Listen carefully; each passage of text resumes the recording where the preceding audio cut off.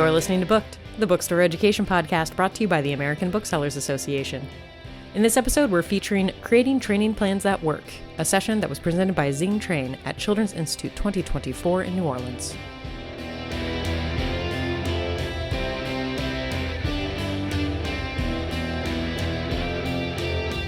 Good afternoon, everyone. My name is Elnian. I am really excited to be here this afternoon to talk to you about creating training plans that work.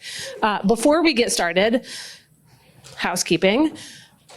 After the session, you'll be able to access this workbook and the slides through the website. Please do fill out the evaluation after the session. They really value your feedback. This session will be recorded in case you want to reference it again or share it with all of your staff. You can have access to that, and please do silence your phones. Or as our founding partner Maggie says, put them on stun, okay? Antitrust guidelines, I don't believe that this is going to be an issue in this session, but please let's refrain from discussing pricing, boycotts, or collusion. Dividing up a market. Or collusion. Let's just not do that either. So this content is something I'm really, I shouldn't ever say that I have favorites, right? I teach a lot of different content areas, from leadership to customer service to open book management. But training, I really love training. I love talking training because it feels like it's something that people have good intentions about doing, but then don't necessarily have the tools in order to do the training that they want to do, or what they need in order to help their employees be successful, right? That's really always the point of training. So what I'm going to share with you has been honed over 30 years in business. ZingTrain, the company that I work for, is part of Zingerman's community of businesses. Zingerman's has been in business since 1982. ZingTrain turns 30 this year. And I realize I've been there over half of our organizational life because I've worked at ZingTrain. It'll be 18 years next February. So yeah, thank you. Kind of fell into the job, but man, I couldn't imagine a better place to be. So I put the slides in the wrong order. Oh no, I didn't. Someone fixed it. Excellent. That's so good. So who we are, Zingerman's, we're a community of businesses. We're all located in Ann Arbor, Michigan. This map is not geographically accurate. Just so you know, the University of Michigan is in there somewhere, kind of in the middle. We started as a deli, so our background is in restaurants and retail. So I personally have a background in retail. I worked in a bookstore. I've worked in a couple of different bookstores, a college bookstore and then Nicola's Books in Ann Arbor, now Schuler Books. So it's kind of with extra delight that I'm here to talk at the ABA. So just a quick introduction of Zingerman. So we have 10 different food-related businesses. Averagely, we have about 700 employees. We go up in the holiday season of November and December to 12 to 13. I intended to only work at Zingerman's for about 3 to 4 months. And then I was going to get a real job because I didn't need their call center job. And then, like 17 plus years later, here I still am. One of the things that really impressed me from that time working in the holiday season was the commitment to training. Even though I was only there for 3 or 4 months, I got the same level of training around customer service as someone who's going to be a permanent part of the organization. Because our mail order business does 50% of their annual sales in the 2 months of November and December. Right? So do you think the customers care when they call during the holiday season that I've only worked there for a week or 2 weeks? They really don't. They expect a high of. I'm sorry. Okay, I'm gonna talk loud. Okay. Oh.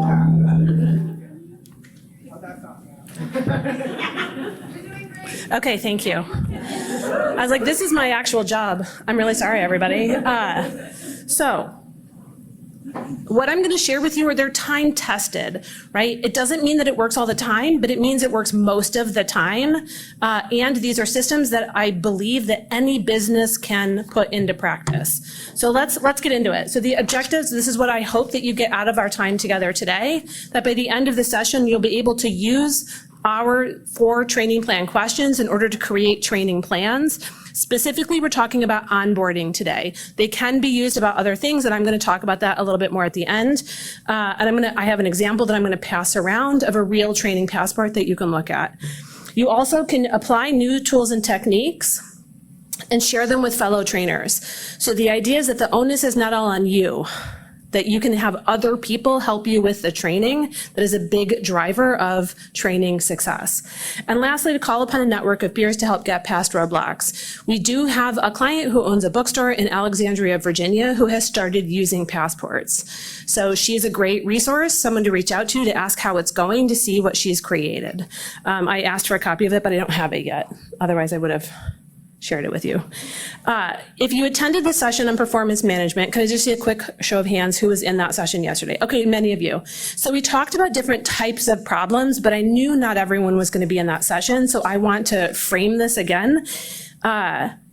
What we find is that it's really key. You've heard people, many of the different presenters talking about definitions. So as we start getting into this, we want to define these different types of problems. And where this originated was from Peter Drucker, business book writer guy, who found that only 95% of an organization's problems are recurring. The problem comes that we try to apply unique solutions to that 95% rather than the 5% of unique problems that deserve unique solutions. So he found a way to group the different types of problems into 3 different categories, into systems problems, training problems, and management problems. So I want to define what I mean when I say those different types of problems. The first one is a systems problem, right? There's no effective, agreed upon, and documented process that, when followed, delivers consistent results. Who here feels like they have systems problems? Okay, us too, right? So even when you have systems and everything's beautifully documented, it doesn't mean it stays that way forever. Systems need updating, they need reviewing, and it's really hard to get to the other 2 types of problems if you don't have the systems in the first place. Which leads me to training problem, which is there is an effective system, right? It's documented, it's agreed upon, but it's not, people don't know how to use it. We haven't actually trained them on it. You can have the most beautiful, productive system in the world, but if you don't teach people how to use it, it doesn't really matter, okay? And then there are management problems. So the system exists, it's great, we've actually taught people how to use it, but the system isn't being followed and people are not being held accountable. Who has those kind of problems too? Yeah, in reality, we all have all 3 different types of problems, but what can happen is, depending on your lens, you try to apply the solution that you're the most familiar with. So a systems-oriented person who really loves SOPs, every problem is a systems problem, right? Oh, this can just be solved, I just need to update the system. Like, well, if you're not actually teaching it to anyone that doesn't solve it, and if the system works, people have learned it and then now they're not doing it, that's not going to solve the problem either. Same with training. Trainers can often be asked to solve a problem that isn't a training problem, right? If a manager doesn't want to do the work of updating the system, or they feel uncomfortable with holding people accountable, they'll send people for more training. But that's not going to help if the person already knows what they're supposed to do and they're just not doing it, okay? So it's helpful, we find, as we get into this content, to just be clear on what's going on here. What we're talking about solves a training problem, but it does sometimes identify systems problems or management problems as well. What led to this creation, what I'm going to share with you, is called bottom line training. It is our trademarked approach to training, but you may be familiar with some of the things that led to this, right? The knowledge was all concentrated in the leaders' heads. There's a huge bottleneck in training because the one person knows things and they don't always have the time to do the training. And many managers, not just owners, felt like training was a huge burden. So the point of bottom line training is to get the knowledge out of the leader's head and then spread it so that more people can help with the training. I started teaching an internal class within 2 years of working at Zingerman's. I was not a manager at that time, but I could start to help with the training. I did a lot of peer training as well. We have paths for people to become certified trainers. It's also, you may be familiar with this, out of date or unfinished materials. People have the best intentions when they create manuals but they are obsolete almost immediately, always, right? You make this beautiful binder, but you put the binder on the shelf, and then tomorrow something changes. It's just a fact of life, right? That training materials change. It also highlighted, we stress in the systems problems that they need to be agreed upon. Managers weren't always in alignment about what the actual systems were supposed to be or how people were supposed to do it, right? And that led to friction and frustration.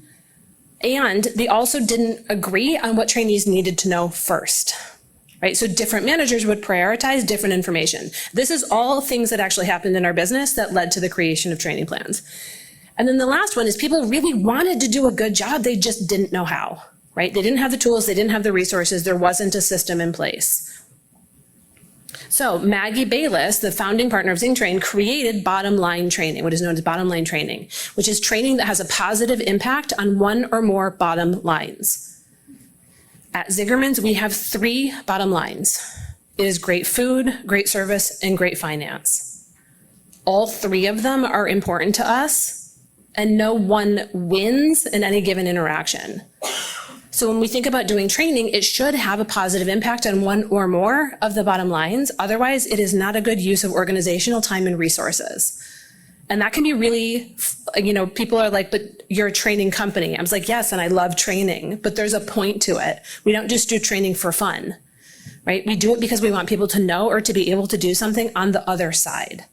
So that's where this really came from. I would say that too, even if you don't explicitly have multiple bottom lines, I attended the session that this morning about defining success. We all have a lot of different things we consider in when we are successful. So when I say we want to have great finance, it doesn't mean that we're wildly profitable. It means that we're profitable enough to keep the bills paid, the lights on, right? That we can give our employees raises, that we can donate back to our community. There's a lot of different factors that go into financial success.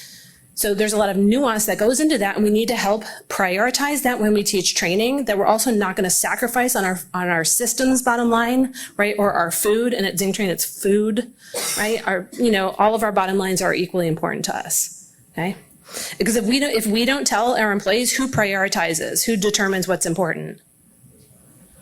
Oh, they do. And they don't always choose wisely. So there's 2 key components to bottom line training. The first one is the training compact. So I talked about this a little bit yesterday. Here, what I want to stress is that this is a tool that we teach often before we even hire people. Because this is very different than the way that a lot of organizations approach training, right? I mean, typically, if training doesn't go well, who gets the blame or holds the responsibility?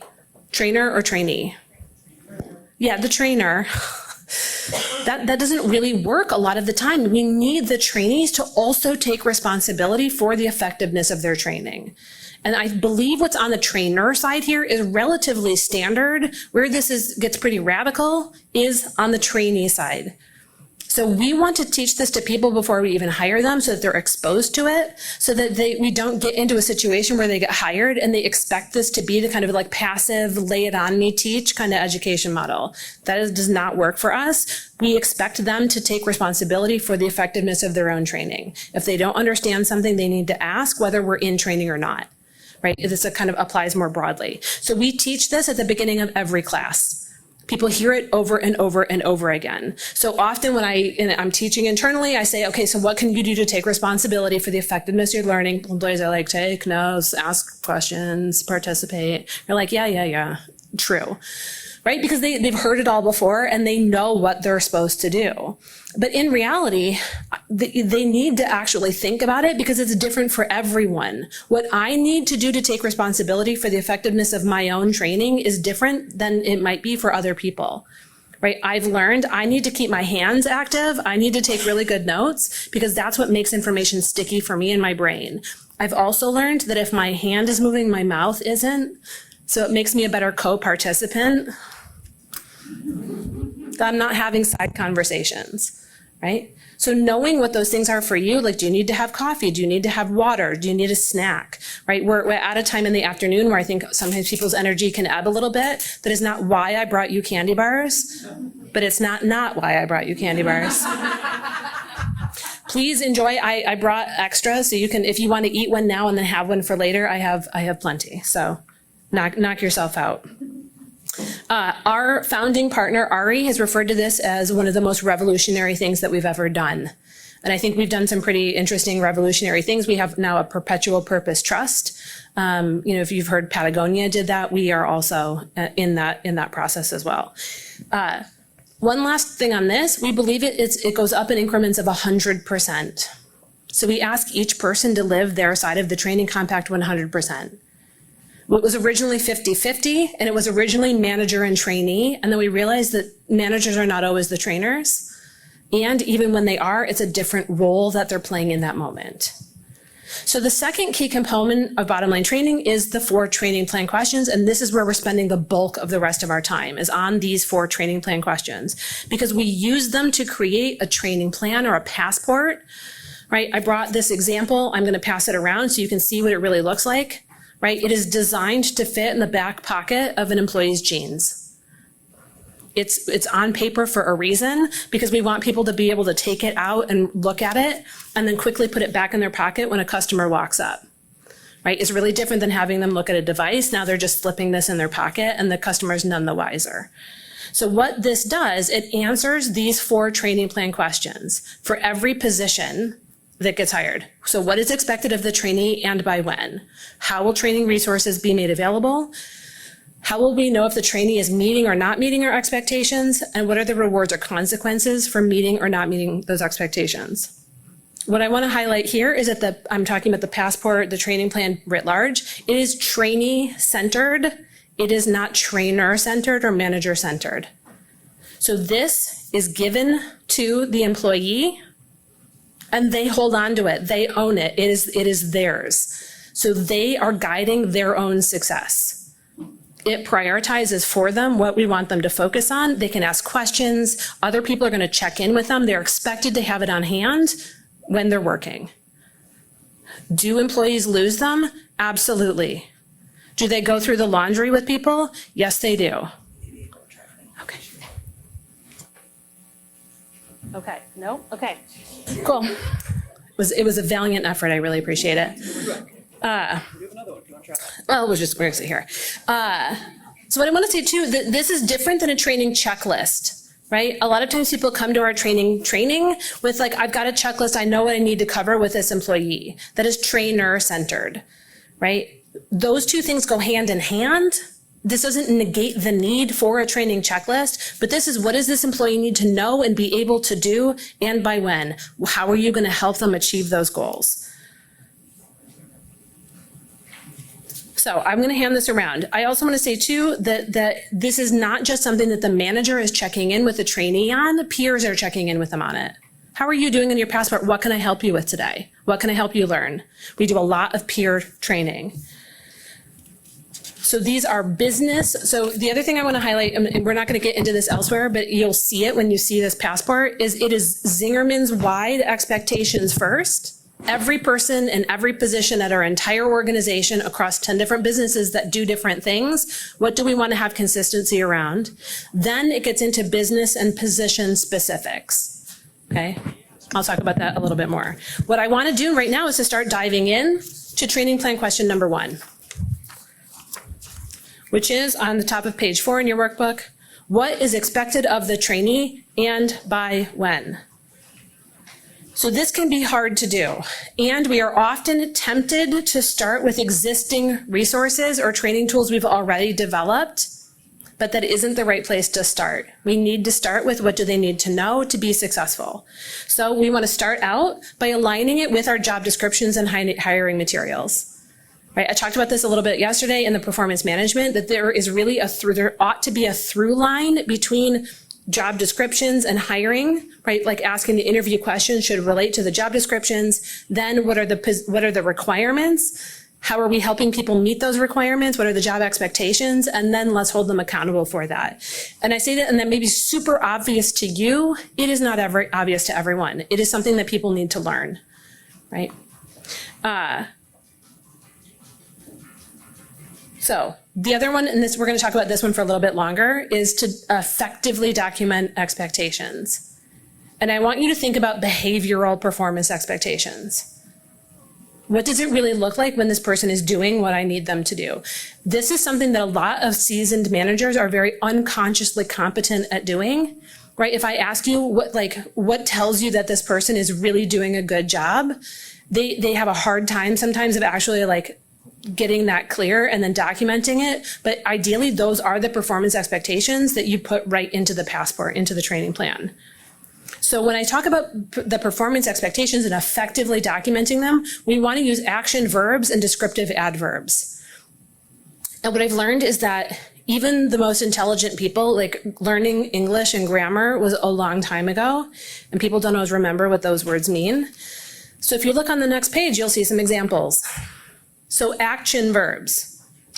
So exceeds, facilitates, maintains, operates, right? Those are all action verbs. And then the descriptive adverbs I really like, because things like consistently are super important when we're talking about people showing up to work on time.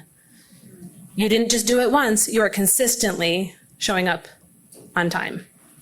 Or independently or proactively doing things. These are all great descriptors that help an employee know what success really is. So at the bottom there, you'll see an example of our passport expectations. And I've pulled these from a bunch of different passports across the entire Zingerman's organization. Right? So some of them, the ones at the top primarily are universal to our entire organization. Follows proper procedure for sick calls. And that goes to my next point, which is that it's helpful when we have consistent expectations, but different definitions or flexible definitions. So on time means something different for me, right? Or following the sick call means something different for me than it does for an hourly employee. I'm salaried, right? On time means something different. It means something different in our different businesses. Right? When I worked at mail order, at one point in time, it was you punched in no sooner than 5 minutes before your scheduled shift and no later than 2 minutes before your scheduled shift. That is, in fact, a 3-minute window. And at the time, people had to actually punch in a punch clock. So you had a line of people to get it within that 3-minute window, right? I mean, well, the reason why is that we were having a lot of creeping overtime. People would show up for work, and then they would punch in, then they would take their coat off and go get a snack and a cup of coffee and then go to the bathroom and say hi to someone. And then finally they would sit down, and maybe they're supposed to start their shift at 9 and they're actually sitting down at 9:05, right? Well, we just paid you for 20 minutes of you not actually working, right? So getting really clear on that. And it's different in different businesses. There is some flexibility in our business, even for our hourly staff. They're supposed to start at 9. It's not a huge deal if they start at 9:05, right? The expectation is that they work 40 hours over the course of 5 days. If that needs to flex a little bit, it's okay. So that's what I mean when I say consistent expectations with flexible definitions. The other thing I want to highlight about the expectations that you see on page 5, for the most part, they're pretty objective. So it's relatively easy to say yes or no, these things are happening or not happening. It's okay to have more subjective things on as a training expectation. You just have to be able to define it to employees so that you can tell them when you're seeing it and when you're not seeing it, because it's really hard to meet nebulous subjective performance expectations. For a long time, ZingTrain in particular has had exudes contagious enthusiasm on job descriptions. Look, am I doing it right now? I don't know. Right? It's hard to know if I'm actually nailing that. So being really clear about our expectations. The other thing, again, we talked about this and we did an exercise around this yesterday, behavior versus attitude. So when I talk about things that we covered yesterday, it's for those of you who weren't in the room. If you're interested in learning more, that resource exists, right? That recording is going to be there. So the behavior versus attitude, we can tend to want to coach people or ask them to be helpful, but we have to define what that means and then talk about behaviors. Right? Team player is an attitude that comes up all the time, and people are like, well, I want my team to, that's a behavior I want them to demonstrate. But if I asked any one of you to be a team player right now to show us what that looks like, right? You'd probably all do different things. It's not consistent. So that is an attitude, and the behaviors of being a team player are volunteering to help coworkers, like cleaning up without being asked, tidying the break room, right? There are all of these different things that we can think of when we think of what does it mean when someone's a good team player, but let's define what those expectations are and make them explicit if we want people to meet them. The other thing that this is really helpful for doing is to set priorities and establish timeframes. So typically in our passports, it is 7, 14, 30, 60, 90. Our orientation period, this passport, which has, I believe, let's see how many pages is this? 10 pages of expectations in pretty small font, right? They're expected to complete it in 90 days, but it prioritizes the order in which to do things. Because like just because the employee is really excited about learning something does not mean that's what they actually need to learn first, right? I mean, we have this, we sell cheese. That's one of our big, at our delicatessen. Employee, like a trainer sometimes, or the employee will want to go deep on like Mrs. Lancashire's cheese from the Cheshire region of England. And here's why it's this color of yellow right now, because the cows were eating clover in the month of April and now it's November. Like, no, they don't need to know that right now. That is a great story. Customers might find that interesting, but they need to know, like, what are our top 5 selling cheeses? Where do you find them? How do you cut them? How do you put them on the scale? How do you weigh them, right? How do you wrap them? So us prioritizing as leaders and managers, right, and setting out these timeframes. And I will also say those of you who have part-time staff, this might be by shift. Right? We say days, 7, 14, 30. What's also really helpful about doing that is that it helps us have performance conversations before they're out of training. If someone isn't meeting expectations, we're going to just have different conversations with them as opposed to the person who's like, well, it said day 14, but I'm already done with 30. We love those kids. They're great. I was one of those.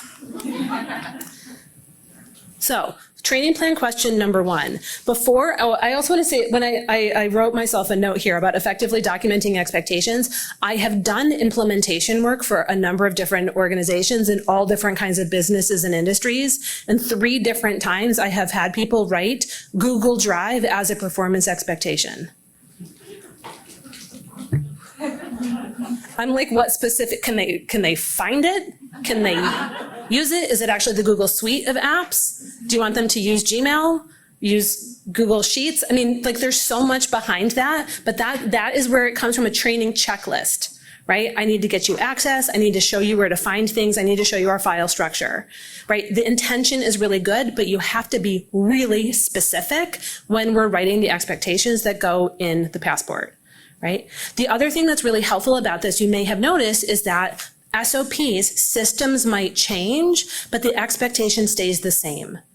Right? ZingTrain didn't used to have a dress code until we had an employee that made us need to develop one. And then it had to be changed like 3 times before we finally dialed that in. Right? The passport doesn't change. The expectation is still that we're following the dress code.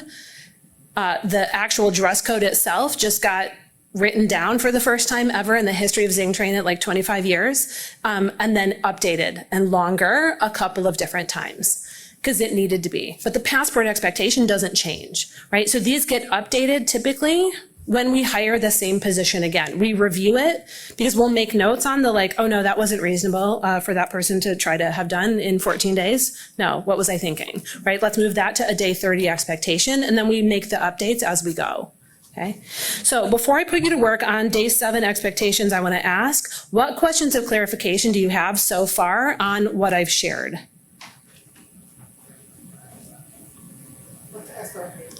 An SOP is a standard operating procedure. So policy, procedure. We use a lot of lean terminology as airmans. Yeah. Okay. I want to give you a chance to reflect and think about first, what are you going to write? Oh, okay. Oh, sorry. I have examples. That's great. Look at that. So we talked about some of these already. So the expectation or task. We're going to talk more about the training resource and the measurement, but this is how it shows up on the passport. So the expectation is that they arrive on time for all scheduled shifts. How do they learn that? On the job from their manager, right? If you have a staff guide, if it's documented somewhere, you would add that as a second resource.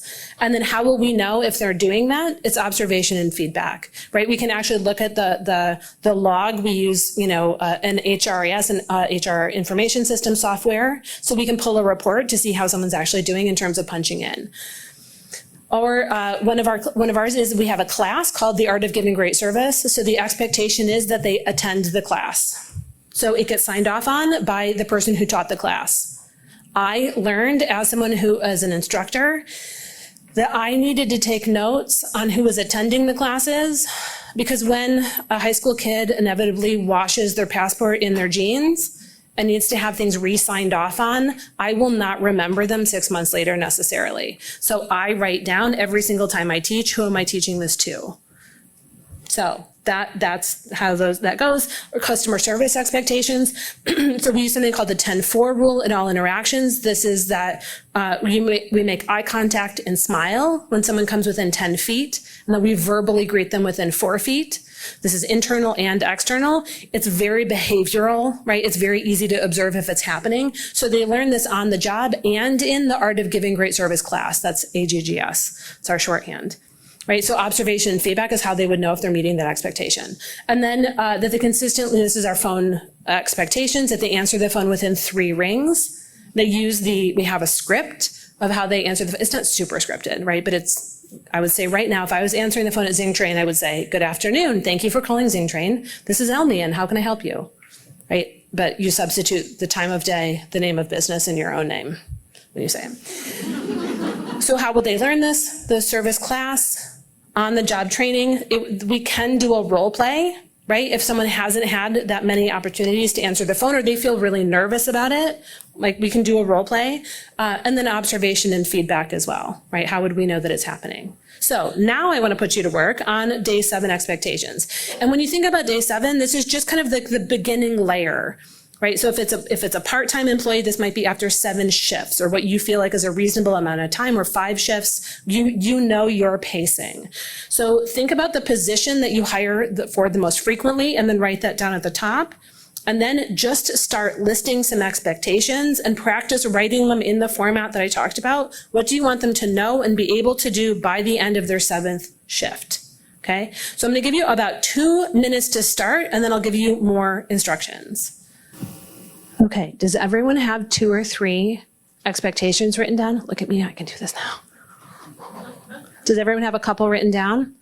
All right, I want you to find a partner. Ideally, it's someone that you don't work with, right? So you can turn around or just kind of reorganize yourself to share a couple of your expectations and give each other positive, constructive feedback. Okay, so take just about 3 or 4 minutes for this conversation.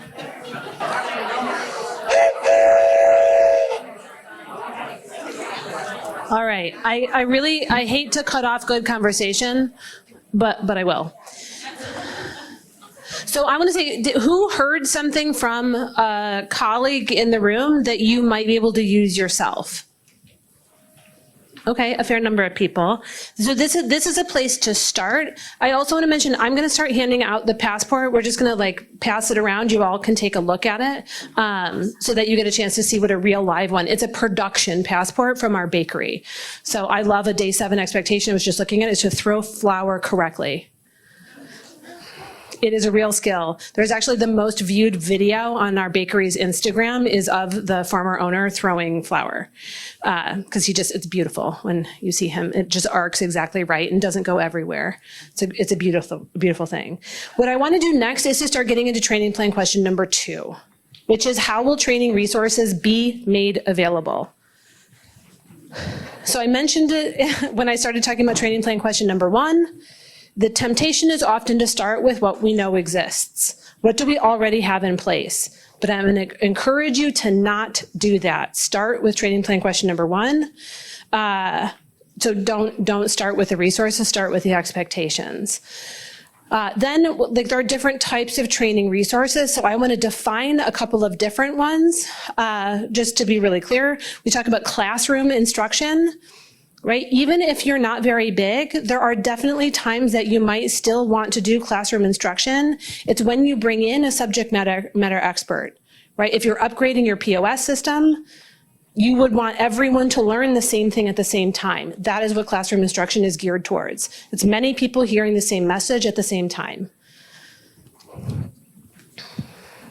As a bigger organization at Zingerman's, we have more classes than a lot of other restaurant or retail companies do, but that came with time and with scale. We also do a lot of on-shift training, right? This is one-on-one or one-on-a-few. It is most commonly task or skill-based, right? Actually teaching someone how to run the register. It is helpful to have SOPs, right, or systems documented so that people can refer back to them, because just because you showed them how to do it and they showed you that they could do it immediately in the moment does not mean they're going to retain the information. It's helpful to have something for them to go back to and reference, right? I think about like placing special orders in Ingram. Like they are going to do it right the first time, and then there's no guarantee they're going to do it the next time that they're trying to do it, and they don't have someone looking over their shoulder, right? Self-study is another really productive training resource. This is for data or facts. This is something that sometimes people can do on their own, right? Or they do like when it's a little bit slow, there isn't something else for them to do. Often you can use vendor materials or resources. Right? So like the Scholastic book that we all got in our packets, looking at what's coming out, them having a chance to look at that is a fabulous training resource. Your own print materials or e-news is a great training resource. So one of my favorite training resources that I got when I worked at Zingerman's was our own catalog. Because customers would call and I would ask them what's in the cover of your catalog, and then I can look at the same one. And in between calls, I can be learning about the different products. Oh, I didn't know that this was Mo's favorite chocolate bar, right? Like I think I know Mo's the owner, but like I barely worked here, right? I was very proud so we have our catalog from our mail order business is illustrated, and I was illustrated for the catalog once. I mean, it was a long time ago and it was not flattering, but, that's okay, it was in there and I was very honored. So the other thing that isn't on the slide, and I'm going to tell you too, is professional development, right? So like those of you who have brought staff to the Children's Institute or to the Winter Institute, that's a great learning resource, right? Hannah, I really appreciated what you said in the session this morning about giving people a chance to build their tools and resources, to build their network. One of our other founding partners, Paul, we have two, one of his favorite things to say is that we want Zingerman's to be the best job that someone ever had. Because we hire a lot of people that we know are not going to stay. We want them to learn a lot and be able to take that with them to be more successful in whatever their next job is. We don't necessarily expect people to stay. I will say often, I said this before, just when you're writing the expectations, it can identify additional training resources that are needed. Right? Do you need to do more documentation of your systems? Again, you don't have to do it yourself. You can ask for help.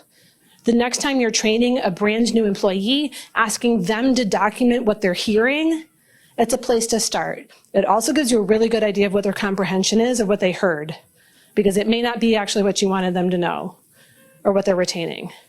Okay? So that's just a good place to start. The other thing too is like if many of you develop passports, you could share them with each other, because I imagine that there are many things on them that would be the same. I mean, and you can use things that you saw in Zingerman's. You're welcome to just take those and use them too. All right, so training plan question number 2, training resources. Training plan question number 3, like I say, I shouldn't have any favorite content. I shouldn't have a favorite training plan question, but I super like this one. Right, this is, I think it's really helpful when we're doing this, because it is about proof of knowledge, competence, or mastery. We are giving the employee a chance to prove that they know or are able to do something. That is what this is about.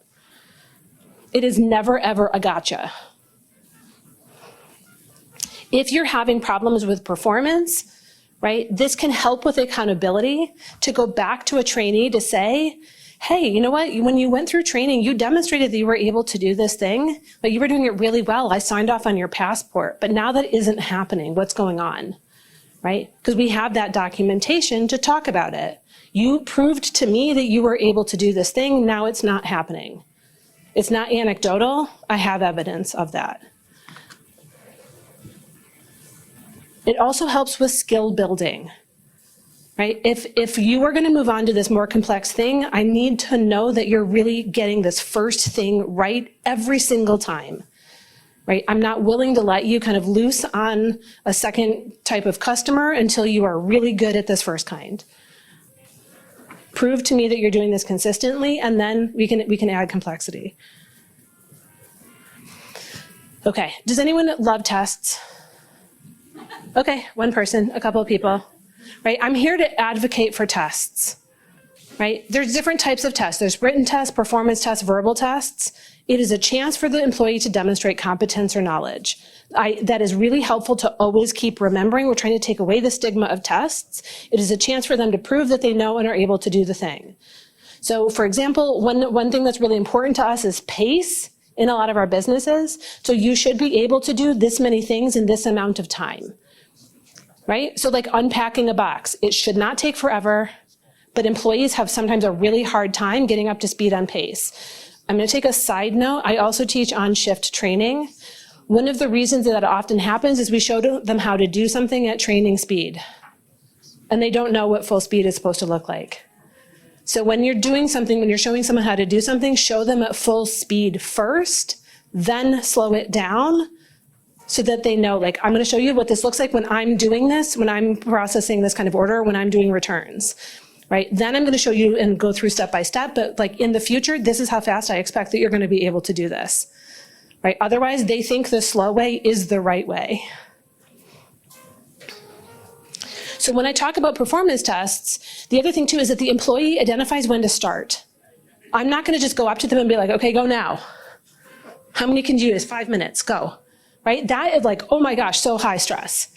But what I would do the day before is to say, you know, I think you're really ready for me to do this. We're going to do a register test today, right? I'm going to ask you to take a special order and accept payment for it. I'm going to ask you to process a return, right, of a non-book item, a gift item, and a book at the same time, right? I'm going to give you something that has a little bit of complexity, but I'm telling them the day before, they know that it's going to happen. And then in that shift, they identify when to start. I'm not going to them and saying now. They're saying, okay, I've been on the register, I've done a couple of orders, I'm ready, right? Because then that lowers the stress. When we talk about written tests, it's primarily for things that we know, like the self-study kind of things is for facts. We need to know that you know this information. So we often, one of the things that comes up on written tests is where's our OSHA materials located? You don't actually have to know anything on the posters, but you need to know where to find them, right? They're in our back room by the recycling bin at ZingTrain. I don't know what's on them. I just know where they are. That's all I need to know. Shopping tests are a great thing too. So having a fellow employee practice to be a customer who's going to look for one of these kind of things, one of these kind of things, one of these kind of things, you need to have recommendations. You need to be able to find that area of the bookstore, right? So that is it's a really productive thing. The other expectation that often comes hand in hand with that is to schedule your next shopping test. So if I'm doing a day 7, right, it's the things that a lot of customers ask for, I'm going to need to schedule my day 14 test. At day 14, I'm going to schedule my day 30. Right? So those are things that like an employee, they feel progress because they're checking things off, and it's really pretty straightforward and not hard for them to do. Role play is another really great tool here, right, for observation and feedback. You saw that I talked about the expectation for being able to follow our sick call policy, but you don't actually have to get sick in the first 90 days. We can just role play how that conversation is going to go.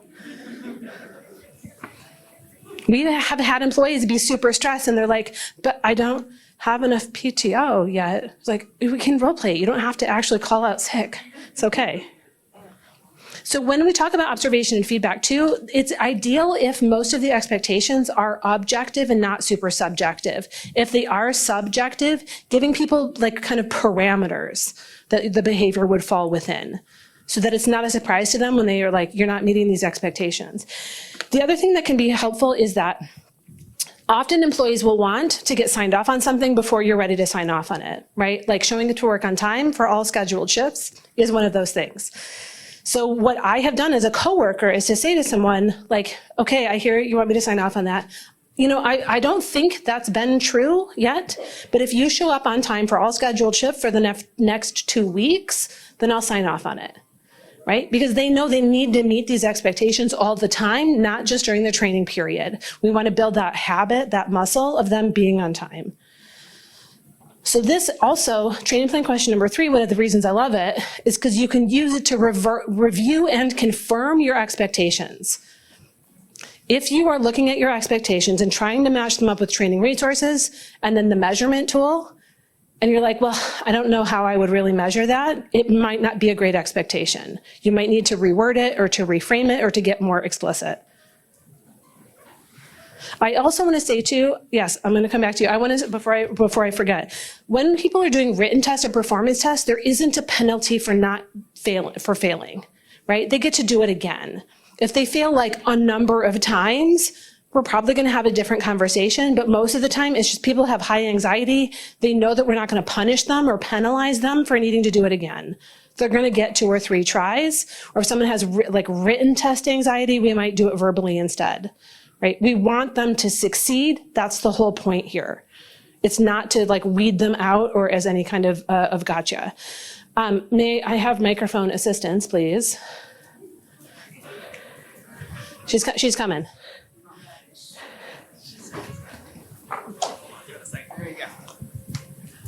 Hello. Okay. If the employee is holding on to their passport the whole time, is management also noting I signed off on this? Because you talked about going back to the accountability, I signed off on that. I know you could do it. I mean, we don't have that many employees, but I'm not going to remember that. No, because you look at it with them. Right? If you see they're not doing something, because you're reviewing the passport with them regularly, right? While they're in training. Once they're out of training, they turn the passport in, right? Then it goes in their employee file. Yes, I'm sorry. That was probably an important thing for you to know. Yeah. They know just to get, it does a copy of it goes in their employee file. I still have my original passport from 2007 working at ZingTrain. Right? It's kind of cute. One of the managing partners of ZingTrain isn't there anymore. So it's kind of fun to see what was I expected to do? It was a long time ago, it feels like. Because it was. The other thing I want to mention too is when we're talking about training plan question number 3, so the study guide for people can be the written test with answers on it already. Right. So one of the things that I remember being on, it was called the Facts of ZCOB Life. So ZCOB stands for Zingerman's Community of Businesses. I needed to know the primary message of Zingerman's as an organization, which is you really can taste the difference, right? ZingTrain's primary message is sharing Zingerman's unique approach to business. We changed it. It used to be a facilitating change in the specialty food world. And then I advocated for it to change because I was we have a lot of clients who aren't in specialty food anymore. Let's broaden that out. So there's been negotiation about potentially changing it again, but I like the one I came up with, even if I couldn't remember it. Okay. So training plan question number 3. Training plan question number 4. Sorry. Bullet points. Connect to performance management. I mentioned before, this is just that through line, that the measurement is a useful tool in accountability for performance measurement. Training plan question number 4, the top of page 7. What are the rewards or consequences for meeting or not meeting the expectations? The 2 most frequent ones are you get to move on versus having to do it again, or you get independence versus close supervision. People like autonomy. They want to not have someone looking over their shoulder. They want to know that they're trusted to do the thing. We focus more on rewards than we do on consequences. We do have a client, it's a co-op in Texas. One of their consequences for if you did not complete your entire orientation in 90 days, you were terminated. I was like, whoa. They've been doing it for 5 or 6 years, and then they did decide to make a change. They were going to give people 2 days leeway. I was like, I don't think 2 days is going to make a difference if they didn't do it in 90, right? So the other thing too is that we don't fire people if they don't complete this at 90 days.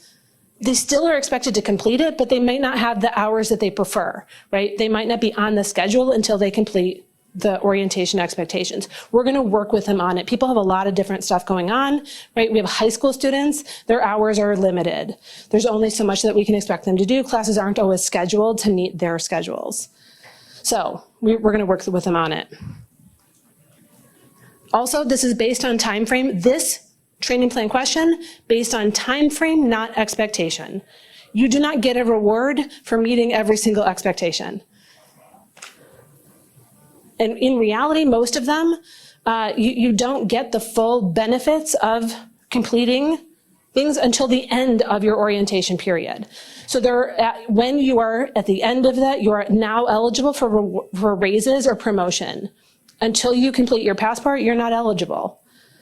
Right? We also do profit sharing. We do gain sharing. You're not eligible for that until you're out of orientation.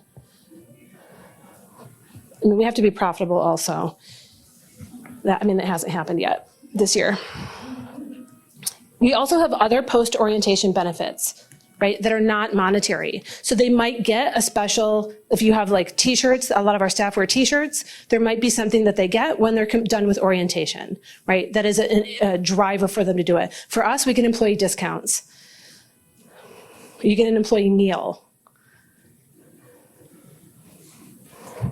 You get a discounted bus pass in the county of Washtenaw County, right? That's something that we've worked out with our transportation authority. You can have access to the Ann Arbor Public Library.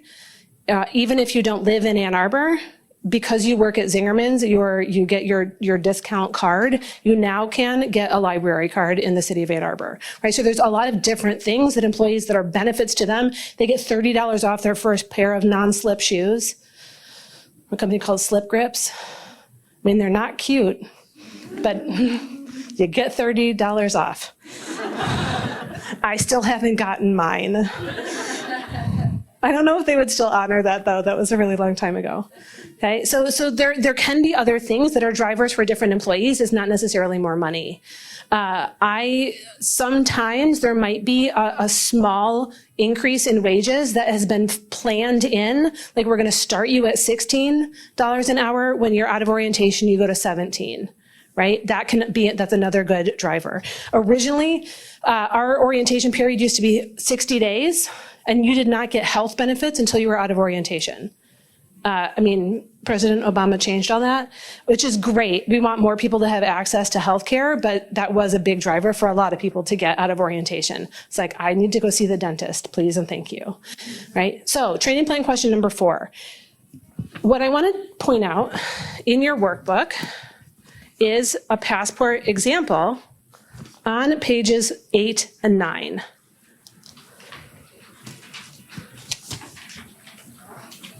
Right, so this is some of what was in the one that I'm passing around, right? I just wanted to point out that it's actually in there, because the last 2 things I want to do in the amount of time we have remaining is to highlight that we use passports for a lot of different things.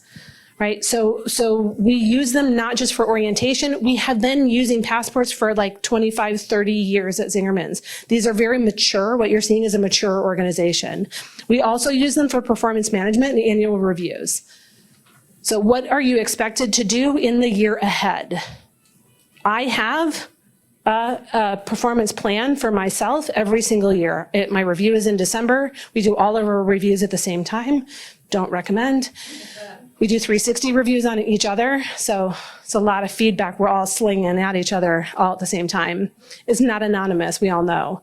You write it differently. It's good to know in advance, right? But this structure, what is this employee expected to know and be able to do within the next year? What are training resources? If I want professional development, that's a conversation I have with my manager. She puts it into the budget. We talk about it at my annual review process. We also use passports for when someone changes jobs. You don't get the whole Zingerman's passport. You get the things that are specific to this position. When people become supervisors or managers, there are different expectations for them about being a manager or being a supervisor. So that's a different passport. I believe the supervisor passport is 3 months for completion. Even if you get hired as a supervisor, you do your general Zingerman's one, then you get a supervisor passport. A manager passport is 6 months. It just takes longer. You need to learn your job first, then you're going to add managerial responsibilities. And you're not eligible for promotion until you're out of orientation. We also use it for ongoing learning. We have something called the U of Z, the University of Zingerman's. So you can get associate, bachelor's, and advanced degrees. I have an advanced degree in finance. It's not recognized anywhere other than at Zingerman's. But I mean, like, I had a passport. I knew exactly what I needed to do in order to complete it, and I had a year to get my advanced degree. I have multiple associate's degree. I have a certified trainer degree. I have my bachelor's also in finance. I had to take a really hard mastery test. I was heckled while I was taking it by my proctor, who I teach the open book seminar with. That was fun. Right? It's a path to growth for people. It's a way for them to do ongoing learning. We also do what we like mini games or tune-ups. Right? Recently, I'm a member of our benefits committee. We felt like we had all of these different benefits and kind of perks to working at Zingerman's that people didn't know about. So we did a mini game. We did a tune-up around this. We called it the Benefits Explorer tune-up. And it involved people doing things like there were 6 different activities. You did 2 of them. One of them was to take a day of PTO. Right? We have employee passes that people can use to a local museum. And so you can get up to 6 people to go to the museum. So one of them was to do that. You could go get a massage and get your 25% reimbursement, right? There were all these different kinds of things that people just don't really remember or know that we use. So that was a great way, just using that structure that people are already familiar with to use for this other purpose. We also, I mentioned the U of Z. One of the things that this can be really helpful for is training trainers. What does it look like for a trainer to be successful? So if you want other people to do training, what resources are available to them? What does it look like when they're an effective trainer? What are the prerequisites for them to do the training, right? They need to be an employee in good standing. You don't want your malcontent training other people on their thoughts and ideas and opinions about how things should be done. So that's another thing too, is that this all goes to kind of employee retention. If someone becomes like a certified trainer, and that is meaningful for a lot of people. It may not be a wage difference, but being seen as a leader, as someone who is looked toward to teach other people, right? That, especially for people in their younger career, that is a meaningful step towards advancement, right? If you want to be a leader in our organization, you need to be a trainer. That teaching is such a big part of leadership for us. So I want to give you a chance to do a final reflection, which is I want you to answer the 2 questions at the bottom of page 7, and I'd like to hear from a handful of people. I would also like to give you the bonus 3rd question, which is what questions of clarification do you have in order to start creating your own passport? So it's at the bottom of page 7. And I would like to hear from at least 5 people with your answers to one of the questions. All right, if you're willing to share your answers to one of the questions or ask a question, please raise your hand. Oh, great, okay. Mike is coming to you. So I'm actually going to answer both because the first question is really quite simple. The most interesting, surprising, and useful thing from this workshop is it might actually be doable, which I did not think it would be coming into it and even halfway through. But by the end of it, I'm like, oh, this might actually be doable. So thank you. And then the first action step is meet with my boss to, first of all, outline which area of training we want to do first, and then what are the expectations. Once we figure that out, we can actually go forward and put something together. Excellent. I will also say, as we're coming to you with the microphone up here, we have resources. So we've started doing something where we have like a trainer in residence and we focus on a topic area. Mine was training and it was last fall.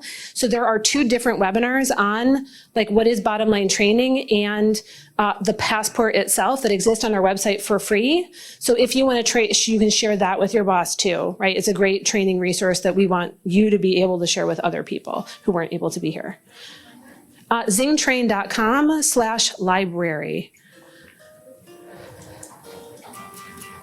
I don't remember the name of it, but I did it. So it was last fall. Okay, great. Hi, question. Yes. I saw the template link on the back of the packet. Is that free? Yes. Okay, that's the most surprising thing. Okay. Yes. Yeah, if you look on page 10, I gave you a training resource right there on how to create a training plan and a blank template. It also exists as a Google Sheet that you have to make a copy of it on your own account. But yeah, zcog.me, passport template. And then also I would just ask if you make one, send it to me because I'd love to see it. I think the most surprising thing for me was realizing that the bulk of our training is trainer focused and not trainee focused, and how we need to shift the way we think about training. Yeah.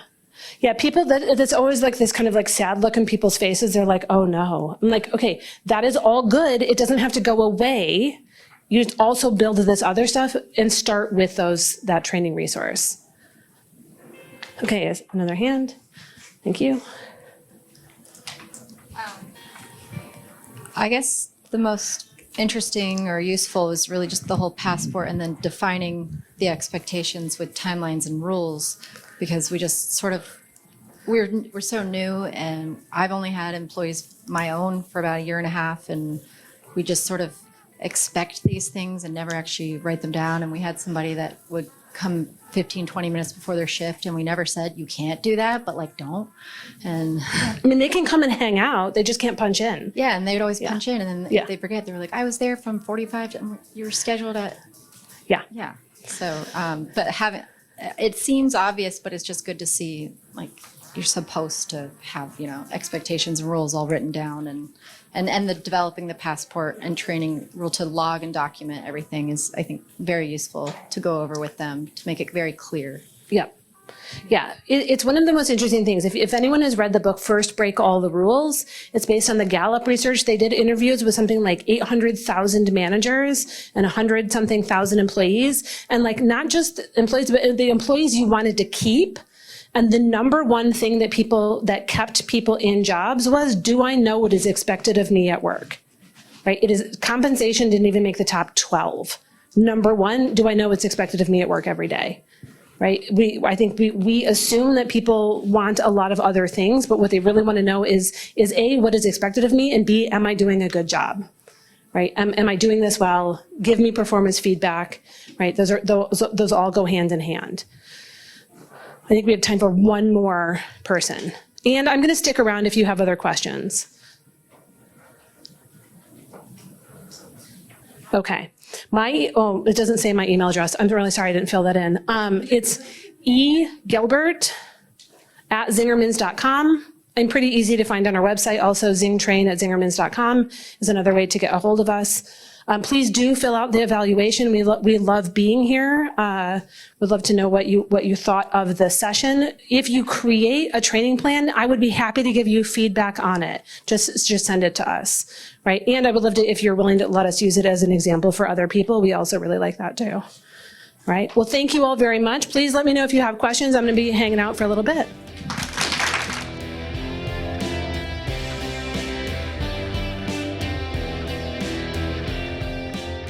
Thank you for listening to Booked, the bookstore education podcast brought to you by the American Booksellers Association. Don't forget to subscribe to the show on your favorite podcast app. Additional educational resources can always be found on the ABA website at www.bookweb.org. Happy reading!